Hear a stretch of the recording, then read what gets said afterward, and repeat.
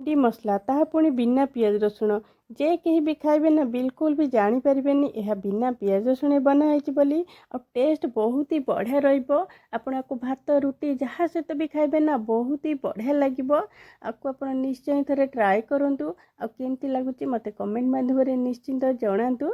आ रेसिपीटी जदि पसंद आसे वीडियो को निश्चय गोटे लाइक करेंगे, शेयर करेंगे और प्लीज मो चैनल को निश्चय गोटे सब्सक्राइब करेंगे। नमस्कार। टेस्टी ओडिया फूड को आपण समस्त अनेक अनेक स्वागत। भेंडी मसला बनाया आम चलते गोटे मसला रेडी करवा। ये गोटे ग्राइंडर जार गोटे बड़ साइज ये टमाटो दे देती आ गोटे इंचर ये अदा दे दूँगी आउ 2 ରୁ 3टा आप कंचा लंका देदेवे। आपण इच्छा अनुसार राग आप कम बेसी करेंगे। तो ये किसी धनिया पतर डेम्फो मुझे देती। तो ये टिके पानी देदेबा 4-5 चम्मच भाया पानी दे दी आपको पूरा चिकन की पेस्ट गोटे करदे। तो मुझे पेस्ट करके यहाँ गोटे बाउल को ये बाहर कर दूची। तो ये आपको आम साइड रखीदबा। तो ये देखूँ अधा किलोर ये भेंडी काटिकी रखी यही साइज मुझे काटिकी रखी। आपड़ चाहिए आगे बड़ बड़ भी काटिकी करेंगे। भेंडी की आगे प्रथम भल कि धोईकी सुखीदेवे जमी पानी बिल्कुल रही तापर आप काटिदेवे। तो ये देखो आलू को भी गोटे आलू मुझे यूज करमती काटिकी रखी। देखो गोटे कड़े मुझे बसई देती। तो ये 3 छोट चामच मु तेल दे दूची। तेलटा टिके गरम है आम ये आलूटा को देदेबा। आलू आपण हिसाब से कम बेसी करेंगे। जदि आप आलू स्किप करने चाहते स्किप भी करेंगे। खाली भेंडी भी बनई पारे। ये देखो आलूटा कलर ये चेंज हो गला। तो आलू को मुझे बाहर कर दूची। आलू बाहर करदेला आम कौन करवा से तेल आम कौन करवा भेंडीटा को भाजवा। तो भेंडीटा पकईकी प्रथमे गैस फ्लेम को हाई रे रखिए। हाई फ्लेम रे आम भेंडीटा को प्रथमे 1 मिनिट भाजवा।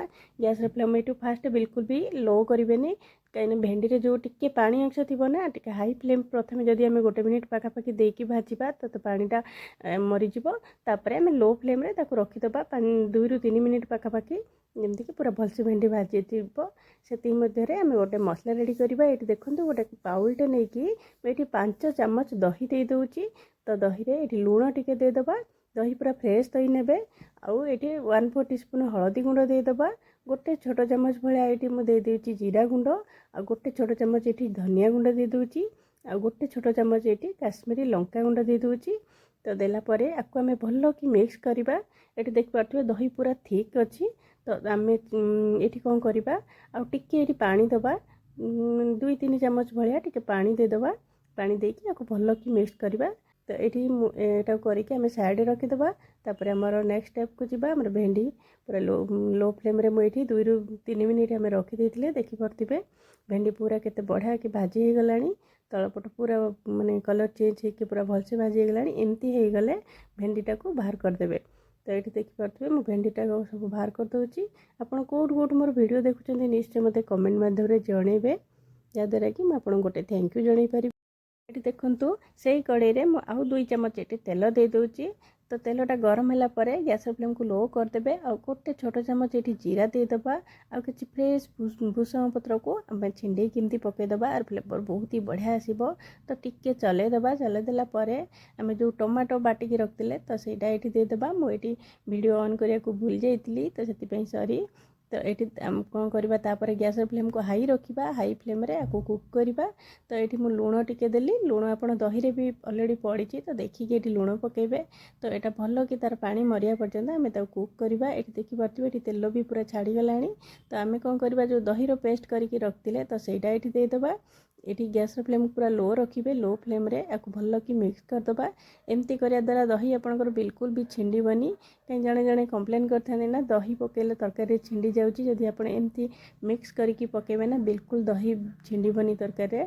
तो ये देखो टिके पानी भी देदेली ये 2-3 चामच भाया आपको भल कि मिक्स करदबा। प्रथमे मिक्स कलापर आम गैस फ्लेम को लो टू मीडियम रखिकी आपन आपको भल कि कुक करेंगे जमती कि तेल छाड़िया पर्यंत आपको आमर कुक करिया पड़िबो। तो ये देखो गोटे बड़ चामच कस्तूरी मेथी की हाथ में क्रश करके पकेदेवे। बहुत बढ़िया फ्लेवर आसो बिना प्याज रसुण तरकारी निश्चिंत पकईकी देखिए। तो आपको आम भल कि कुक करवा तेल छाड़ा पर्यंत। ये देखिपे मोर ये तेल पूरा छाड़गला। तो ये मुझे कौन कली प्रथम आलू को दे दूची। आलू को देकी प्रथम 1 मिनिट पाखापाखि कषिदबा।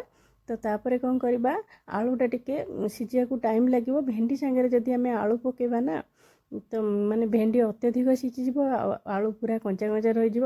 ତ ସେଥିପାଇଁ ଆମେ କ'ଣ କରିବା, ଆକୁ ଏମିତି ପୁରା ଜାକି ଜୁକି ଦେଇ ଆପଣ ଚାହିଁଲେ ଏଠି 2-3 ଚାମଚ ପାଣି ବି ଦେଇପାରିବେ।